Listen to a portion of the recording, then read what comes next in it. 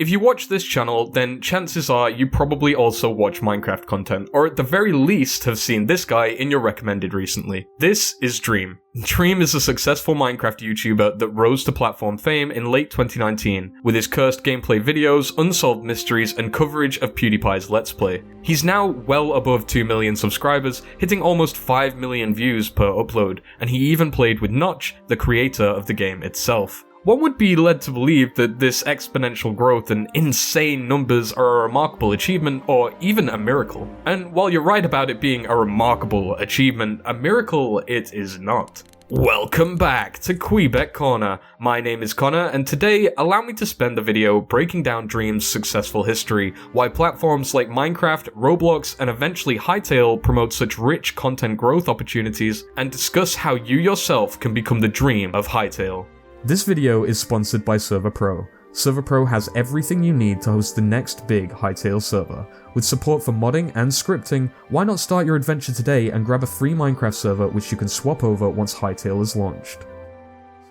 Let me state right now, this video should hopefully apply to more than just Dream. The reason I'm using him is because he's a very prominent, very recognizable example of a successful channel. And of course, no hate or offense is intended to any creator, big or small, when discussing these more YouTube-centric topics. YouTube can sometimes seem very black and white, but creating content and more importantly stabilizing your channel is a whole other beast entirely. There's a lot to think about. To start with, allow me to explain the core formula for a successful gaming channel. When a mummy game and a daddy YouTuber love each other very much, they will occasionally produce a content creator that hits the golden market. The Ninja of Fortnite, the Chippy Gaming of Terraria, the Flamingo of Roblox, and even the Dream and of course many others of Minecraft. These are the players that are passionate about the game they play, that time their content trends perfectly, that enjoy what they do and are innovative while doing it. And of course, there's no set standard for this, every game's content creator batch varies. But generally, you tend to find a large pool of smaller to medium creators with one or two really big guys leading the charge by hitting niche content that they really do well. Minecraft and Roblox are a tad different in that they've been around for over a decade now. They're not a one-and-done Call of Duty game that gets left in the dust once the zombie Easter egg hunters crack the final clue. There have been many golden Minecraft channels over the years, a decade-long roster of people who have risen and fallen in popularity and relevance, either through leaving the game, their content going stale, or just general controversy. And while yes, a large number of the pivotal players in the Minecraft YouTube scene have come and gone, many have also carved their own unique identities and spaces on the platform as pillars of the community. So how exactly do you stay trendy in a game that is popular for many years? A game which is constantly changing, a game which one year can have Let's Plays doing 1 million views, and then the next have modded content doing 2 million, the next have challenges doing 4 million, then the next have all of them doing equally as well, with machinimas and music videos skyrocketing especially high for some reason. In which ways do you need to diversify and evolve your content? How do you avoid being left in the dirt, or not getting any traction at all for that matter? And how do you achieve all of that while playing by the books and not being dirty, so to speak? And by dirty, we're talking misleading clickbait, rushed low-quality videos, and low-blow drama stirring. We don't want to do anything like that. So, Dream. Let's get back to Dream because that's a lot of questions. You'll notice many people find Dream rather incredible. He appeared out of nowhere on the verge of this new wave of Minecraft YouTubers that grew popular after the game found a second wind of popularity in mid-2019. Part in thanks to the 10th anniversary, a substantial update adding, bees, PewDiePie's major coverage, and of course we can't forget all the tournaments that followed. Because of all of this, the spotlight was back, and while many older influencers scrambled for a semblance of relevance, it seemed a large majority of those gaining traction were competitive players. Players that weren't often heard of on YouTube, but were very skilled at the game nonetheless. Speedrunners, Hypixel pros, modders, suddenly these were the people, the ones rising to the top. I'm sure you've heard of Technoblade, I mean, who hasn't? And the whole Minecraft butt trend is essentially just a different coded data pack, each video being made by a modder. There are even people surviving 100 days straight in hardcore mode. So what do they all have in common, you ask? Well, number one, the players are good at the game, but more importantly, number two, the players know the game inside out. And yes, you can know a game without being good at it, of course, just take me in Valorant for example, but when you're really good at a game and you know it enough that you're able to create very clickable videos that actually pay off the hype, then you know you're in the right spot. Again, reminder, there are always exceptions. Players not knowing games and getting lots of views, but you'll find audience patience does tend to wear thin if players don't learn. and in a time where millions are uploading content about the game, you really do need to be at the top of your game. You can't make an I survived 100 days in hardcore video if you can't survive 100 days. I mean, you could, but it'd be fake. Just the same as how you'd need to be able to speedrun to speedrun. Of course, there's a reason why competitive Minecraft players shot to popularity last year. Most have already played the base game at this point, so players are looking for more. Yes, they did that with mod reviews way back when, and there's always been an audience for this kind of video, but right now, minigames and PvP are all the rage. It's cool to be good at Minecraft, and naturally, all the tournaments that followed proved that. Same with mods, they're still just as popular, so players utilizing them for interesting video ideas is going to draw attention. Dream is one of those creators. He and his friend George work together. George makes the data pack, and Dream, well, he's Dream. Together, they've developed a sort of formula, a dynamic that vibes with millions of people and allows them to produce engaging content that even I have to say is some of the most enjoyable Minecraft content I've seen in a while. Oh my god, I can't believe he got the bed, all three of them, dude. Oh my god, Dream. To summarize, basically George makes a data pack and George and Dream together usually have to survive some sort of ridiculous scenario. Either the world blowing up, speedrunning the game with an AI, their friend controlling the Ender Dragon. Many of these situations are bizarre and in hindsight pretty simple, yet Dream executes them perfectly.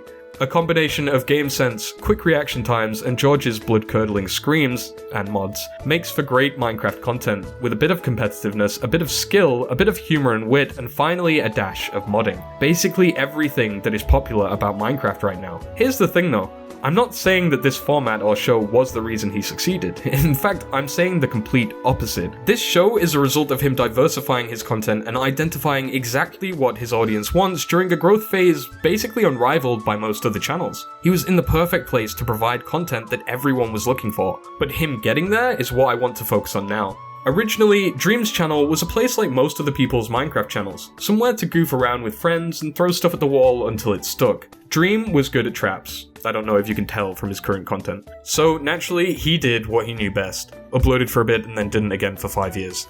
After what I'm sure was a fun break of learning and planning, he uploaded a Minecraft cursed video, probably inspired by a meme or by doing something stupid in-game. A great idea though, I'm sure we can all agree, and one fitting with his character. Essentially showing ridiculous and annoying things in the game that infuriated people, this video did numbers, as did his video on the now infamous PewDiePie World Seed. He continued to post updates about finding the seed, and when he eventually pulled through, everyone stuck around for what little other content he had. At the time, in fact, as of a year ago, Dream only had 1,000 subscribers. 1,000!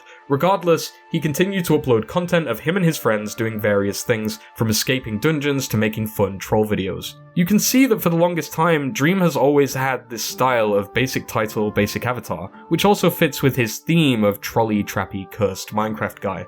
Building on this theme, he ended up making numerous cursed videos that became their own genre of content on his channel. After cycling through a number of ideas, and as the limelight of the PewDiePie World Seed died down, Dream needed other content to keep people watching, so began transitioning to independent formats like Minecraft Unsolved Mysteries and challenge videos after his initial uploads did well. And while some PewDiePie content still helped bring in traction, the other videos were a hit. People came for PewDiePie but stuck around for Dream's more innovative ideas, and with that, he had established himself as a creator.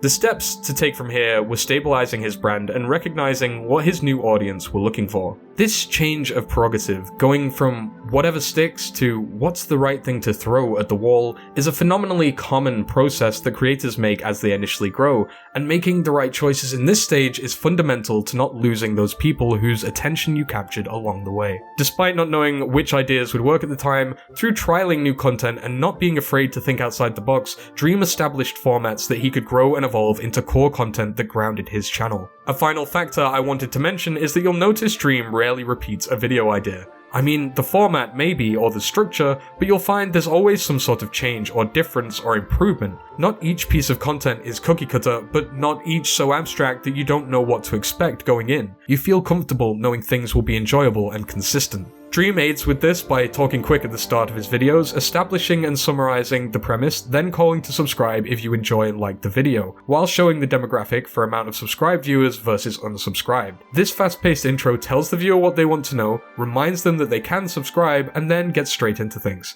There's no time wasting, playing for 10 minutes, it's just boom, here's the thing, now here's it happening. Being at the start, this makes the intro easy to skip too. It becomes less of a tedious task in general to consume, and it helps you decide whether or not you want to devote your time to watching the video. So that's Dream. No doubt there are some things I've missed, but let's be honest, I'm not perfect, and neither are you. So maybe let me know in the comments what you think. Is there anything else that contributed to his success? Following trends, knowing your audience, diversifying your content, and maintaining consistency. It takes dedication and self-improvement to succeed. Deep down inside, I think we all know that, no matter what clickbait or viral tricks we try to use. And so, yeah, Connor, isn't this a Hytale channel? Well, yeah, it is. Hytale is an upcoming game developed by Hypixel, who just so happened to run the very server where many of these popular YouTubers rose to fame. Not Dream, but you know what I'm talking about. Likely, Hytale will be providing early access or at least some beta testing to influencers who are notable on the Hypixel server, and many well-known game modes will probably be recreated or tweaked for Hytale, creating huge potential for crossover. And in the storm and waves of hundreds of YouTubers trying to cover the game when it launches, with all the Let's Plays and machinimas and music parodies and skill guides and meme videos and animations and servers, you'll be the one trying to stand out. Or at least someone you watch might be. So let's talk about content creation real quick. Making a good video takes 3 important things: planning, editing, and assets. Obviously, there are outliers to this, as with all things, but finding a niche isn't just about repeating success. Content diversification is about building that niche into a broader idea, show, or structure. Segmenting and scheduling content allows for better information distribution, and lets your audience pick and choose their ideal videos quickly. Numbers, do they matter? Yes, of course they do. Despite what anyone says, the YouTube platform is built around numbers: watch time, views, subscribers. Unlike TikTok, new users don't get the luxury of free promotion, and a large part of you starting your Hytale channel or whatever project it is will be getting the groundwork for your audience. To hit the algorithm for the first time, it takes some dedication and know-how.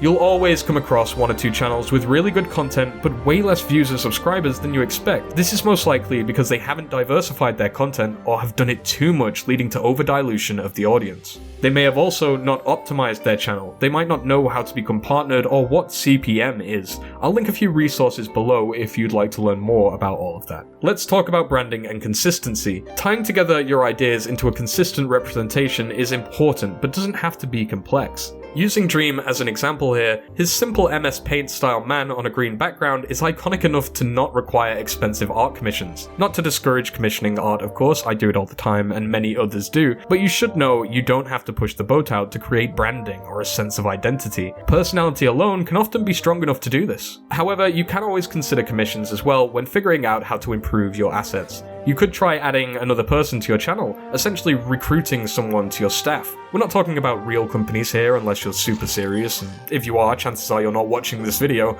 But getting another person you trust to help around is always really useful. And for the record, this doesn't mean give up your password and 50% of the channel ownership. If anything, encourage your friend to start their own channel, so in turn they can help establish their own content and what you both hope to achieve. Alternatively, they could aid in editing, scripting, or even general management and scheduling of videos. A lot of people do enjoy creating content all on their own, the process to them being routine and relaxing, but of course if you need help or feel you could improve quality, consider starting by hiring someone else. We can see a dynamic akin to this with Dream and George. Going forward, you guys can earn your own revenue, settle on a payment per video scheme, or you could even offer a percentage revenue split in the channel. Of course, I wouldn't advise doing this until your channel is of a more significant size and you have access to financial advice, as then you'll be able to prepare a contract. This sorta just has to be done even if you think you trust the other party, it's just business. One could even consider a manager at a certain point. This usually comes through an MCN, but in reality, anyone can be a YouTube manager. More official players in the system use the YouTube certified courses to help verify their knowledge, but those courses can now only be sat if you have a YouTube manager, aka if you're raking in those views. This does make it more difficult to find someone genuine and qualified who can manage a channel, but asking for a portfolio or even evidence of previous work should be enough to set your expectations. As an example, when I approach a channel offering management, advice, or help, I will usually point to how I was the technical showrunner and manager for several YouTube channels and link to each. You'd be surprised how many channels out there, even those who are actually really successful, don't use some of the crucial steps to optimize their content.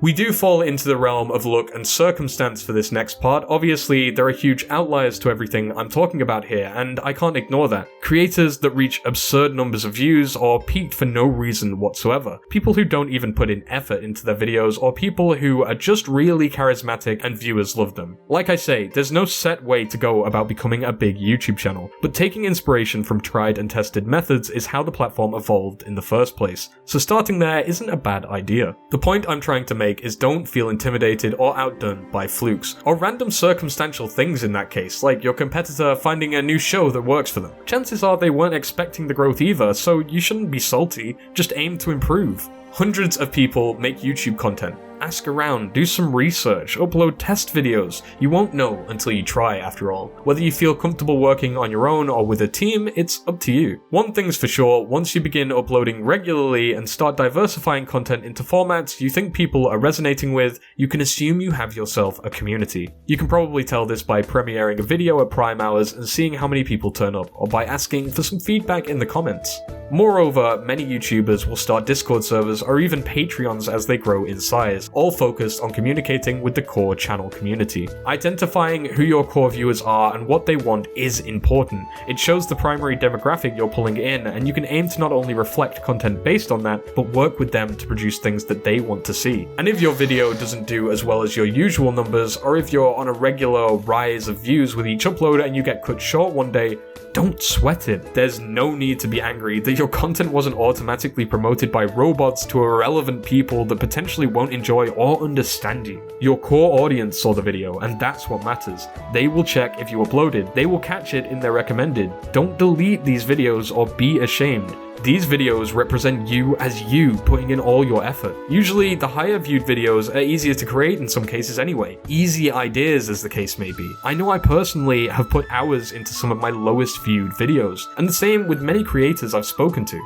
The most important thing is that these videos help you consolidate your viewership and connect with that root group of users that will grow over time and strengthen your community and your resolve. It would be foolish for me to say that people don't want to earn money from YouTube. Back in even just 2008 or 2010, it was seen as ironic or hilarious for people to be making a little bit of money on the side for their YouTube channel. Now we live in a world where every other video we consume is sponsored. YouTubers make ads that get displayed on other YouTube videos. Companies pay creators literally hundreds of thousands for brand deals. Ad revenue rakes top earners in over $50,000 a month in some cases, obviously dependent on CPM and upload schedule. The YouTube system is now a monster. It has a life of its own. It's a world, an ecosystem, whatever you want to call it. Money is definitely a part of the equation for at least a large majority of new wave creators, and that's completely fine. They've grown up that way. Searching for financial stability, especially in something as culture leading and as boundary pushing as YouTube,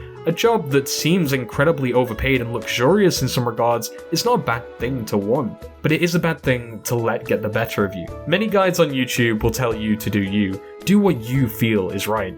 But the thing is, if you never test, push yourself, ask, check, communicate, you don't improve.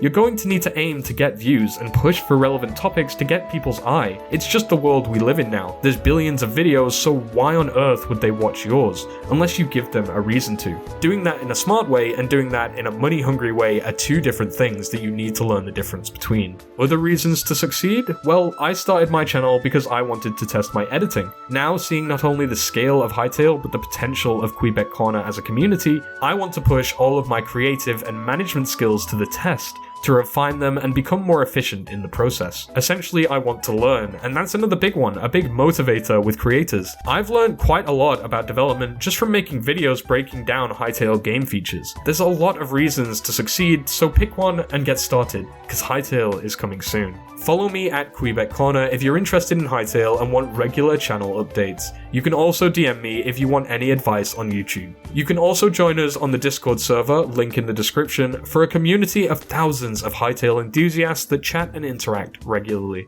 Finally, thank you for liking, subscribing, because 89% of people who watch this video don't, and thanks as always for watching Kweebec Corner. Stay safe and keep free.